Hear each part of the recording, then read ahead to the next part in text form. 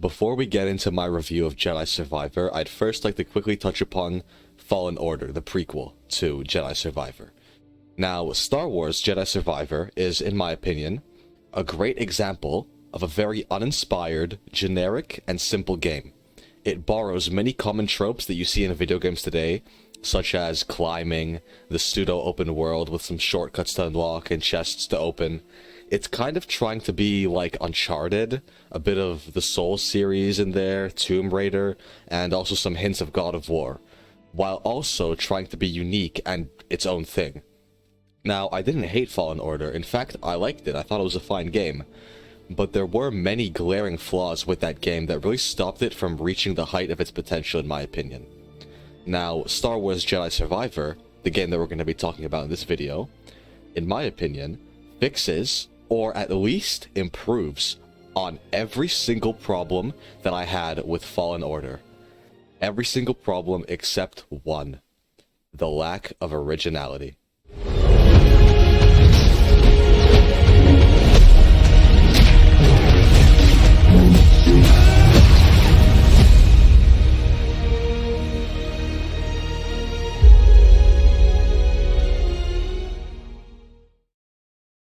Now, as great as Jedi Survivor is to play and explore, it's arguably even more uninspired and generic than the first game, going full open world at times, with some map markers to collect, a grapple hook, which, okay, the grapple hook is pretty awesome, but, I mean, literally every game has a grapple hook now. Look at God of War Ragnarok, look at Doom Eternal, and a few others.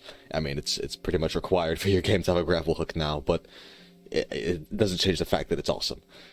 It also features other new traversal mechanics, like a mount, for example, which you see in many open-world games nowadays as well. And I should make it clear that a lot of those additions are welcome additions that genuinely do make the game better. But that doesn't change the fact that these are unoriginal ideas, and we've seen them before dozens of times. Before we really start dissecting Jedi Survivor, I'm going to quickly compare it to another popular video game sequel, God of War Ragnarok. Now, God of War 2018 was an amazing game, and it took an older franchise, modernized it, and really turned it into something new that felt fresh and unique. And God of War Ragnarok further built upon that formula by adding new stuff like a grapple hook to speed up traversal, a new weapon, new environments, new perks, new exploration tools, new characters, etc. Does any of that sound familiar?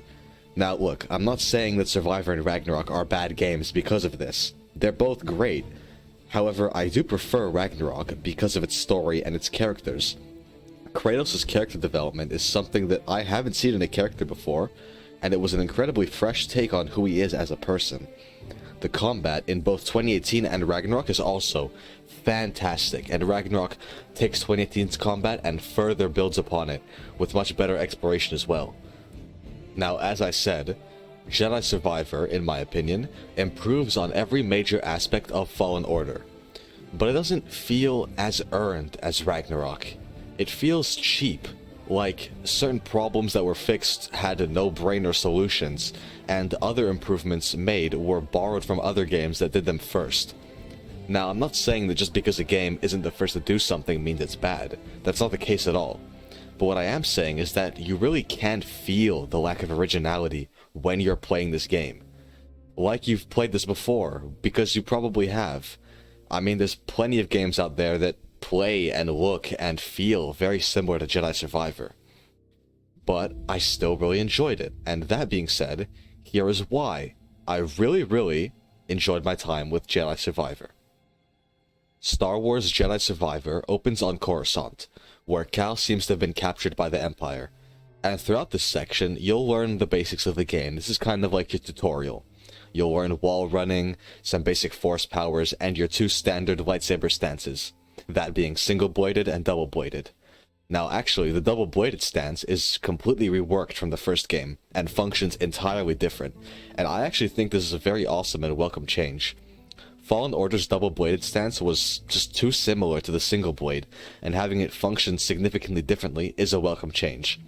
Anyway, after you progress through this area, do some more exploration, some combat here and there, and unlocking the grapple hook, you'll run into your first major boss of the game. the ninth sister. Now, if you've played Fallen Order, you'll recognize the ninth sister, because she was a character who was already in that game. I hate this for so many reasons. Number one, this is a character that was already in Fallen Order and was killed off, yet brought back. 2, she adds absolutely nothing new to the story and serves no purpose being in Survivor. And 3, she dies anyway. What was the point of bringing back a major villain from the first game? I mean, she was a pretty important character in that game. And then Cal defeats her. She dies, like, off-screen, but it's heavily implied that she dies. And then they bring her back just to kill her off again?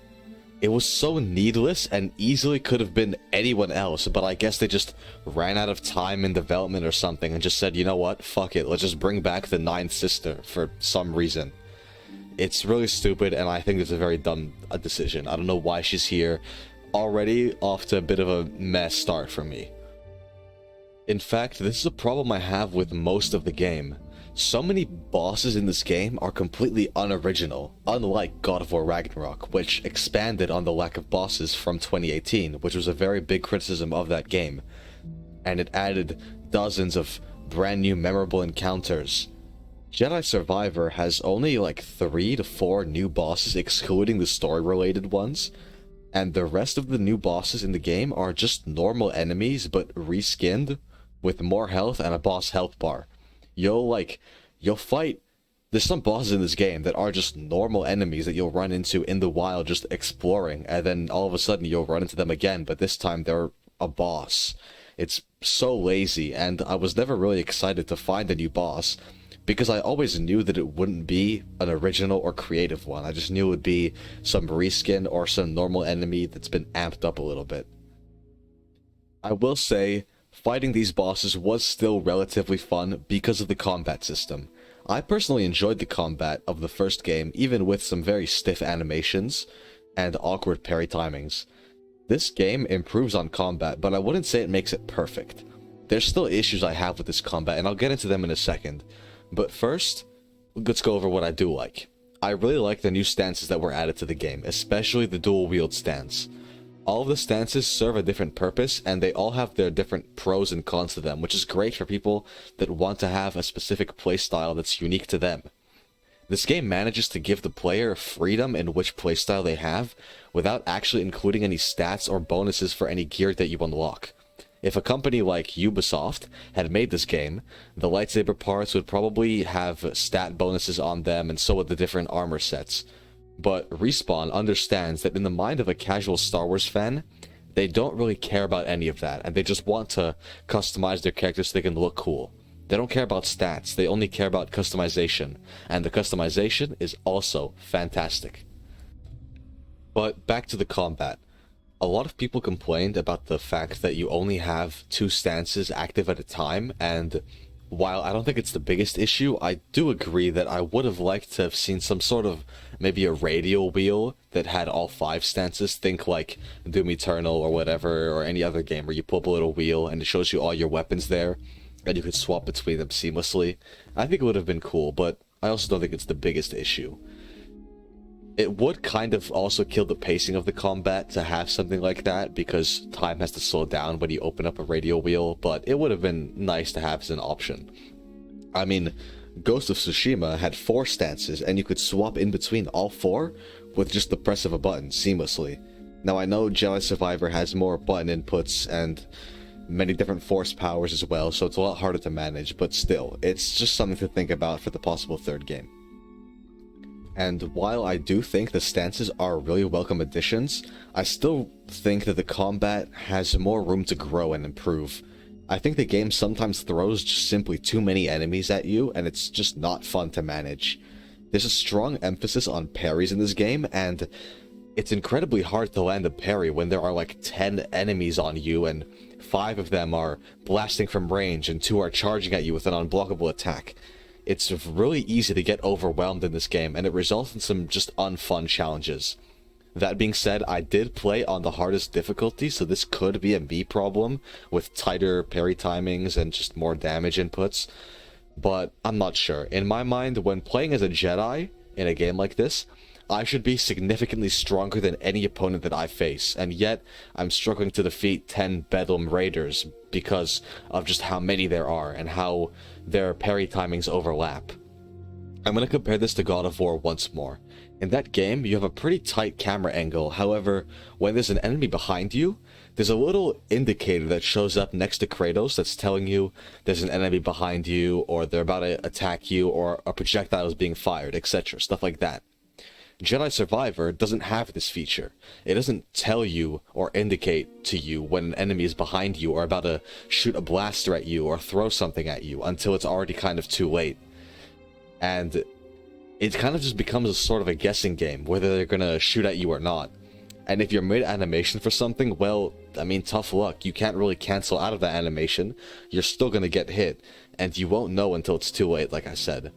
I think my main issue with this combat is your general lack of information, and you feel as if you're at a disadvantage against your enemies at all times, especially in large numbers. I also hate the damage output of some of these enemies. Now, I know I said I played on the hardest difficulty, but still. There were many enemies that would just simply one-shot or two-shot me, and it was so annoying to deal with. In my opinion, a higher difficulty should be more than just getting one-shot by everything, and making the damage inputs on enemies 3 times higher or whatever. Make them more aggressive, attack more often, make them, you know, have a couple of new moves maybe have them combine their moves in a unique way that makes it more challenging, besides just multiplying the damage by 10 and calling it a day. It was a little annoying, at least to me. However, despite those flaws, I still did enjoy my time with the combat, because when you aren't having information withheld from you and you could see all the enemies on screen, which, because of the amount of enemies that are attacking you in this game, it is kind of a rare occurrence, but when you can't see all the enemies on screen, and there aren't too many of them, it could be extremely fun to do combat in this game. Now, the next thing I'd like to talk about is the world and the exploration.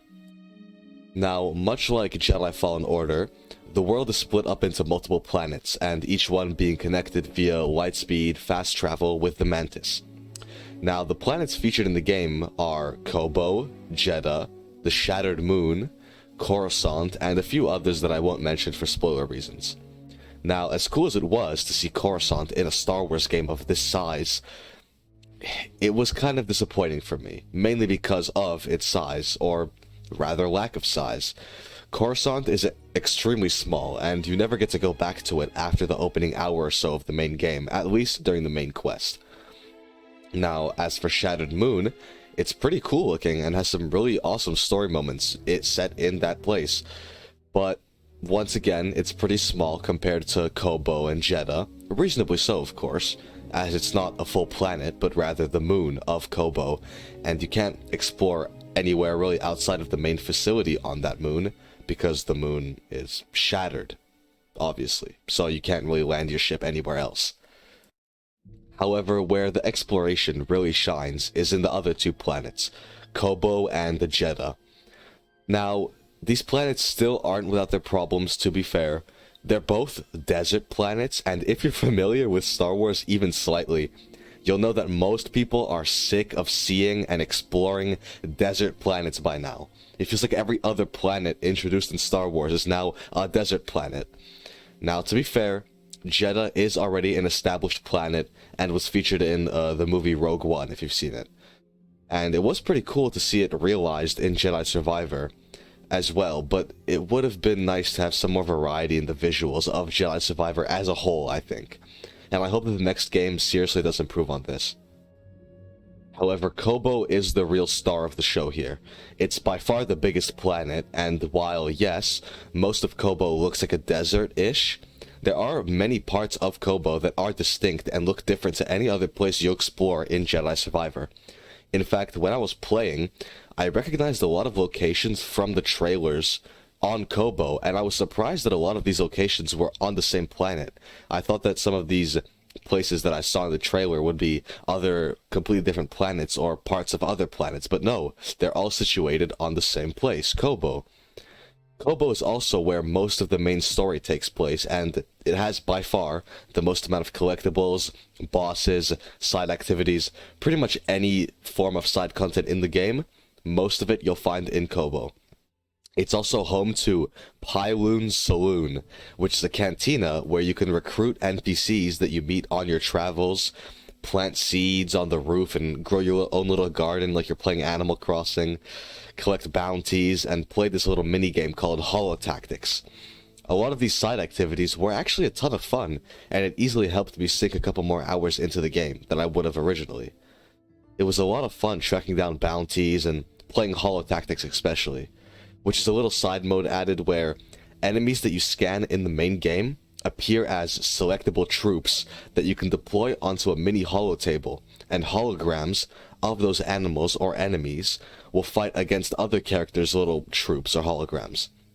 Now, this isn't multiplayer, and there are only 8 opponents to beat, and they all chose the same troops, so there isn't much variety to this game mode. Now, okay, I'm not saying that all 8 opponents chose the same troops, but when you rematch these opponents, for instance, they choose the same opponents. It's kind of like fighting a boss with a set moveset that never really changes. But it does add some variety, and it's a smaller scale side mode, so I can't really complain. This mode also, for me, the biggest plus side about it, finally, actually genuinely gives the player a reason to scan enemies, which wasn't really present in the first game, besides just expanding your codex.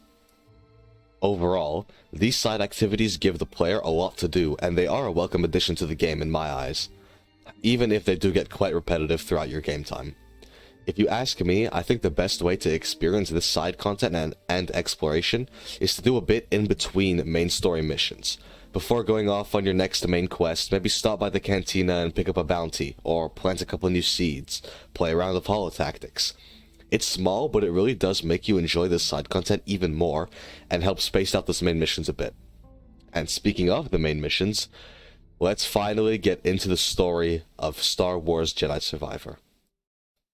Jedi Survivor feels like a story that was 80% finished, and a solid follow-up to the stories of the characters from the previous game. And 20%, a writing mess that seems to forget previously established rules within the plot, as well as extremely contrived moments and plot points that feel so cliche it's laughable. While this may sound like the story is good, because 80% of it is good, as I say, but I don't agree. I think that the other 20% is so inconsistent that it really dragged down the impact of the other 80%, especially since most of that 20% is towards the end of the story. Something else I should mention is that there isn't a clear point in the story where it starts to decline, and that 20% I mentioned isn't a clear cut-off from the other 80%. It feels like throughout the good parts, there are bad parts sprinkled in throughout that slightly drag down those good parts. But I should say, I was having a ton of fun with the story of Survivor, at least up until the end. Now, like I said, the end isn't the only bad part. There are bad parts here and there throughout the story, and every part before. But the end is where those bad parts stick out the most, because in my opinion, there are 2 most important parts when writing a story. Not for a game, not just for a game, but for a movie, a show, a book, any form of literary device. There are 2 parts in a story that are most important: the beginning and the ending. And since the ending for me was extremely weak, it had the most impact, or the most negative impact, I should say. Now, in just a few moments, I'm going to get into some spoilers for the main story, but before I do, here's a small mini review of the main quest without giving any major plot points away. Jedi Survivor is a game that follows up the stories of the excellent characters from the first game, and they're all just as good here, in some cases even better. But a lot of the new characters introduced, particularly the villains, aren't very good, and neither is the actual plot.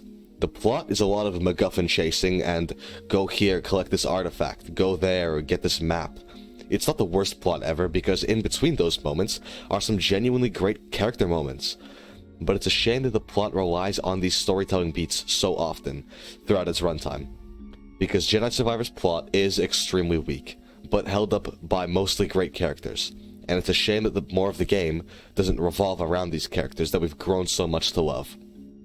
Okay, now that I've given a little mini review of the story, and what I thought was good and bad about it, I'm going to get into some spoilers to explain properly what I mean by some of those problems found within the plot. If you've yet to play Jedi Survivor, then I recommend skipping to this time on screen. But for the rest of you, here we go. Now, a lot of my issues with Jedi Survivor's story begin and end with the villains, as well as the planet Tanalorr. The first main villain introduced is a man called Dagan Gera, and I gotta be honest, when I first encountered him in the main story, I thought he was really cool and a great addition to the plot. A Jedi that's thousands of years old from the Old Republic era, kept alive and frozen in time, most of his friends and fellow Jedi gone, with the Empire at the helm of the conflict. What once was a thriving Jedi Order is now scraps left to pick up whatever's left, in a seemingly hopeless battle against the Empire. Dagan's main motivation is finding a planet called Tanalorr, a planet that is somewhere hidden, is hidden in space, and can act as a safe haven from the Empire and a place to secretly train a new generation of Jedi. Now, hearing all of this sounds so cool, right? I mean, I thought so too, 5 or so hours into my playthrough, but in reality, I believe they dropped the ball on the execution of this so hard. Dagan Gera becomes a dollar store Anakin with almost exactly the same motivations. The Jedi turned their back on him and he felt betrayed, so he turned to the dark side, blah blah blah. It's extremely predictable, and you know exactly where his character is going to go the moment his motivations are revealed to you, which is almost instantly, by the way. Dagan has no actual development throughout the story. His last words before his death are, "Tanalorr is mine," which is a phrase that he repeats multiple times, many times throughout the story. His character starts and ends at the exact same point and goes nowhere, and then he just gets killed. I actually found this little sidekick warrior guy, Ravis, to be a more interesting character, at least at face value. He's a warrior of, like, an alien species that not much is known about, who enters servitude to whoever defeats him in combat, like he's a fucking Dothraki. That sounds so cool. And while I can't see Ravis as a main villain, he definitely serves as a pretty interesting side villain, and he always had a really intimidating and strong presence to him. A presence that, in my opinion, Dagan lacked, because I never saw him more than a whiny little bitch the whole time. However, while I think Dagan was a pretty weak character, the mystery behind Tanalorr and the journey that the characters go on was enough to keep me engaged for most of the plot. Until we get to the last 3 to 4 hours. Anyone who's played the game already knows exactly what I'm going to be talking about. Bode. Bode is a new character that is introduced in Jedi Survivor, and up until this point has been some gunslinger guy with a jetpack who has a daughter and goes with Cal on his little adventures, and he's his little sidekick. Cal actually meets him and gets introduced to him off screen. You just start the game with him being there and as his little friend. He helps him out, shoots some guys, boom boom boom boom boom. But when you get to the climax of the game, Bode betrays Cal, kills Eno Cordova, steals the map to Tanalorr, and he rides away on his little scooter. And you get into a little chase scene with him where Cal is following him on his little scooter, trying to get the map back. Now, I actually did see this coming, not for any particular reason, but I just kind of had a gut feeling that he would betray Cal at some point. However, this plot twist gets turned up to 11 when he reveals to you that he's Force sensitive. But not just Force sensitive, he's an ex-member of the Jedi Order, who then pulls out a red lightsaber and then engages in combat with Cal. Now, this is pretty cool, I think. This first little introduction to him being an ex-member of the Jedi Order, I think was pretty cool, and it was a really fun plot twist. The chase scene is really fun and cool. Like, Cal throws a guy, like, up into a TIE fighter during the chase. Like, there's some really cool moments here. And like I said, when I first played through this, I thought it was super cool and a really fun plot twist. But when you take a step back to actually analyze the motivations of his betrayal, the entire story completely falls apart. So, in the story, there's a group of Jedi and Force-sensitive people that are a part of something called the Hidden Path. Now, Cal plans to find Tanalorr and turn it into a safe haven for the Hidden Path to hide them from the Empire and rebuild the Jedi Order in secrecy. Bode doesn't like this idea very much. Bode just wants to go to Tanalorr with him and his daughter, maybe bring Cal along with a few other friends, but no Hidden Path. Nope, no Hidden Path. He essentially just wants Tanalorr all to himself. Why? Well, because he doesn't want to endanger the life of his daughter by keeping her in a world where danger lurks around every corner and the Empire causes havoc everywhere you look. He wants to keep her safe from the Empire forever. Now, this all makes perfect sense. I mean, it's incredibly selfish, yes, but it makes sense. Or at least it would make sense. It would make sense if the writers didn't seem to forget about a very important fact.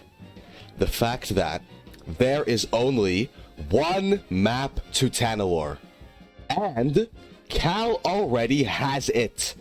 The whole point of Tanalorr is that the Empire can't find it. Meaning that no matter who goes, Hidden Path or not, the Empire will have no chance of tracking them, finding Tanalorr, or even getting to it.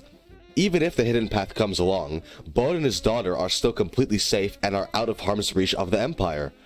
But Bode for some reason thinks that the Hidden Path going to Tanalorr will attract the Empire there and further endanger his daughter. Yet, like I said, it's already been established from the very beginning that Tanalorr cannot be reached without the map. And Cal has the map. And Bode, he just forgets about this. He just doesn't care. Tanalorr is completely safe no matter who goes there, and he just seems to, oh, you know what? Oh, slip my mind. Just forgets about it. Completely forgets about it. And yet the story just seems to completely forget about this, and decides that Bode's motivations make complete sense.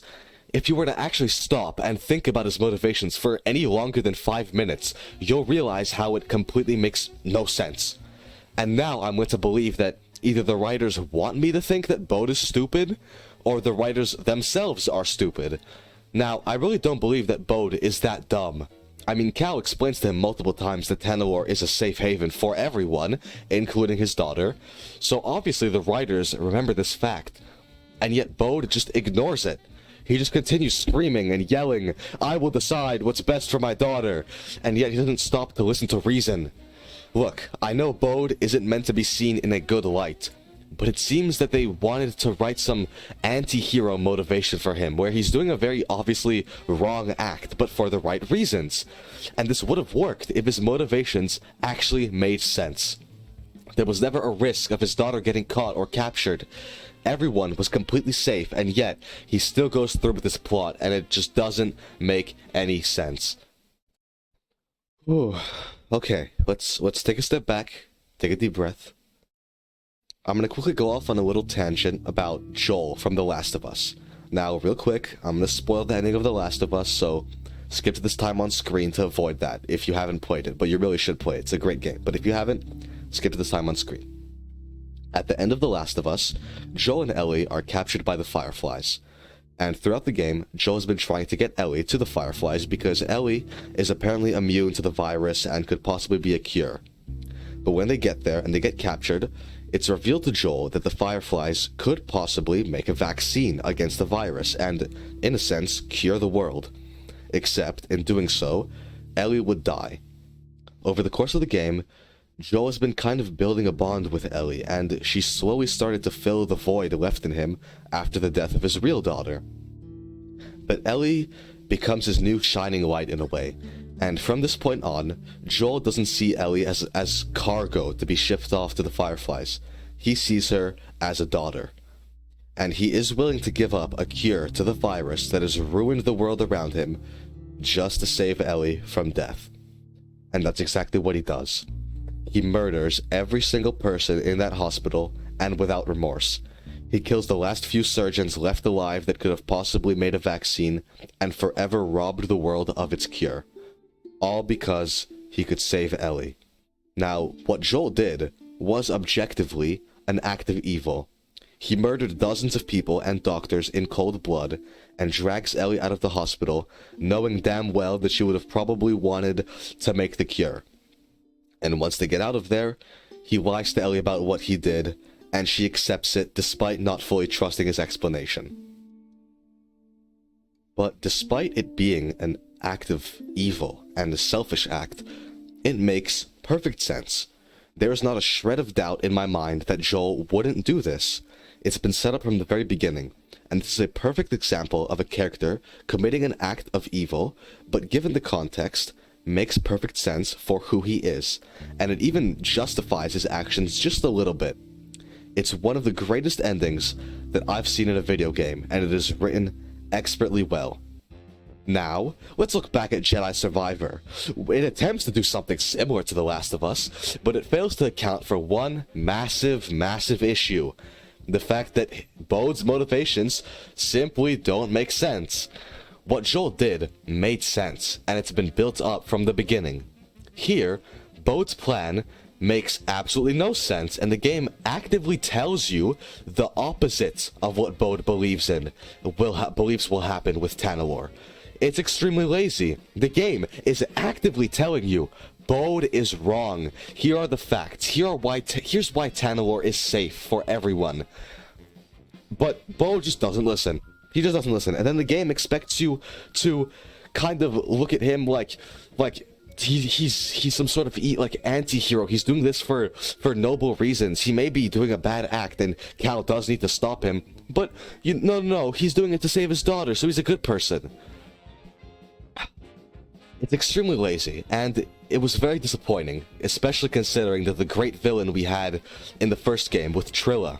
She had a unique connection to Seer, and just learning more about her backstory was so cool, and Bode replacing Dagon Gera, who's already a very 2-bit, one-note villain, with an even stupider villain, actually, because you know what, at least Dagon Gera made sense. His motivations made sense. My main problem with Dagon is that his motivations never changed. He stayed the same the whole story. But you know what? At least his motivations made sense. Bode, they don't make sense. They don't make any sense. He doesn't know what he's talking about. It's stupid. It makes no sense. I'm confused.